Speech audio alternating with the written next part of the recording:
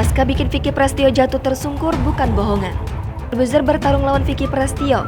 Hasilnya, Aska memenangkan pertarungan itu. Ahli Jiu-Jitsu, Max mengungkapkan putra Deddy Corbuzier dan Kalina Oktarani itu masih menahan diri. Max menjelaskan Vicky Prestio memang bertarung dengan memainkan mental Aska.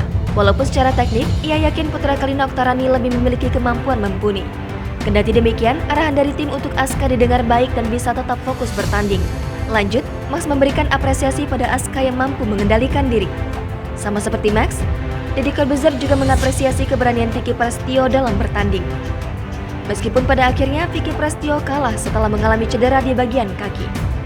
Aska menambahkan dirinya sangat menikmati saat berada di ring tinju dan mencoba tetap santai. Namun menurut Deddy Corbuzier, Aska tidak terlihat santai saat bertarung lawan Vicky Prestio. Ia menegaskan wajah sang putra seolah tak memberikan ampun pada lawannya. Presenter 45 tahun itu pun mengakui Aska sangat menakutkan ketika di ring tinju.